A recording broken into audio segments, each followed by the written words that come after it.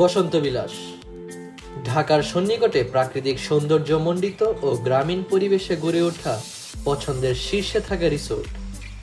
তো চলুন আমার ট্রেনে চাপিয়ে আপনাদের ঘুরিয়ে নিয়ে আসি বসন্ত বিলাস রিসোর্ট থেকে।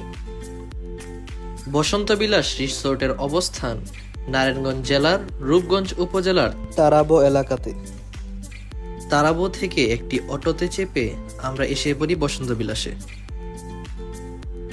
যারা ঢাকার যান্ত্রিক জীবনে ক্লান্ত রিল্যাক্সিং টাইম স্পেন্ড করতে চান তাদের জন্য বসন্ত বিলাস হতে পারে বেস্ট প্লেস। আপনারা ডে ট্রিপে এসে ঘুরে যেতে পারেন। বসন্ত বিলাসের পার পার্সন এন্ট্রি ফি 200 টাকা, যা পরবর্তীতে খাবারের সাথে সমন্বয় করা হয়, অর্থাৎ খাবারের মোট বিলের থেকে এই এন্ট্রি ফির টাকাটা মাইনাস করা হয়। বসন্ত বিলাসে আমি দ্বিতীয়বার আসলাম। সম্প্রতি তারা তাদের রিসোর্টে সুইমিং পুলের ব্যবস্থা চালু করেছে। বসন্ত বিলাসের ভেতরে থাকছে একটি রেস্টুরেন্ট, একটি কিডস জোন, ফুচকা কর্নার। যারা তাদের ডে ট্রিপের স্পেশাল প্যাকেজে আসবেন তাদের জন্য থাকছে গেস্ট রুমের সুব্যবস্থা, এবং অ্যাক্টিভিটিসের মধ্যে থাকছে horse riding, boat sailing, fishing, swimming pool এর সুব্যবস্থা। অ্যাক্টিভিটিসগুলোর প্রাইস আমি স্ক্রিনে দিয়ে দিচ্ছি, এবং আপডেট জানতে ওদের ফেসবুক পেজটি ফলো দিয়ে রাখতে পারেন। Link in the description box.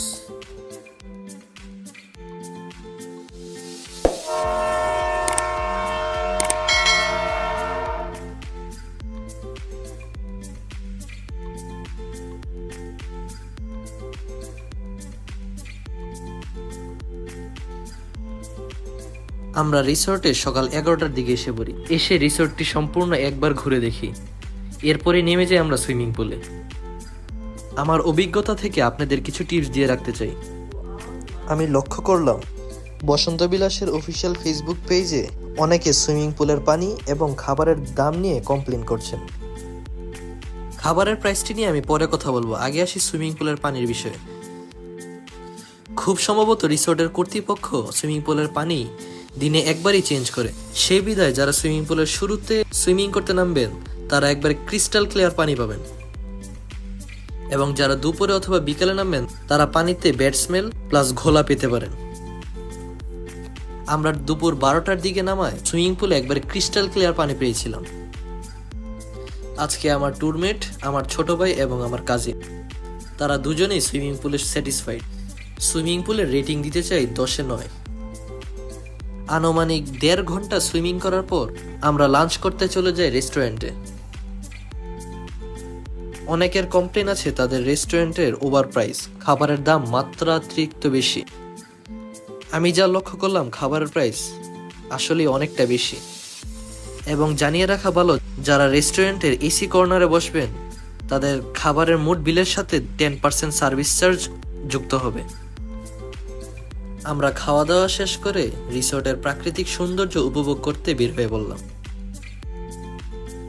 এবং বিকালের টাইমটা পুকুরের পাড়ে বসে পুকুরের সৌন্দর্য উপভোগ করছিলাম। বিকেলের হালকা মিষ্টি রোদে পুকুরের পাড়ে বসে থাকার যে কি আনন্দ তা আমরা ওই দিন উপলব্ধি করতে পেরেছিলাম। সন্ধ্যার দিকে তাদের লাইভ মিউজিক কনসার্টের ব্যবস্থা ছিল।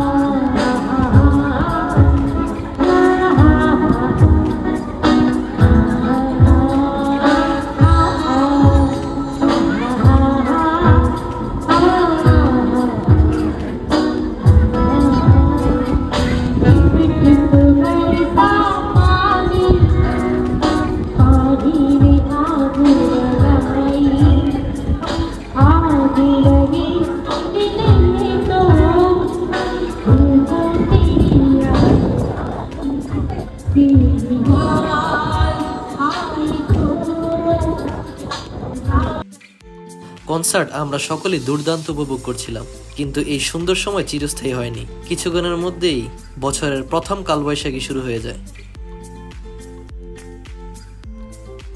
রিসোর্টে বসে কালবৈশাখী উপভোগ করতে মন্দ লাগছিল না, কিন্তু আমাদের রাত করে ঢাকা ব্যাক করতে হবে বিধায় আমরা আর সেখানে দেরি করিনি।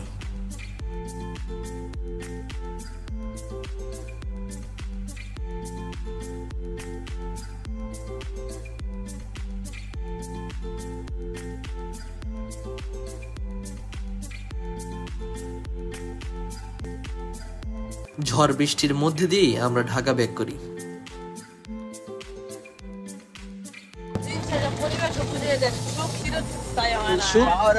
ভিডিওটি ভালো লাগলে চ্যানেলটিকে সাবস্ক্রাইব করে মানবতার এক অন্য উদাহরণ রচনা করতে পারেন।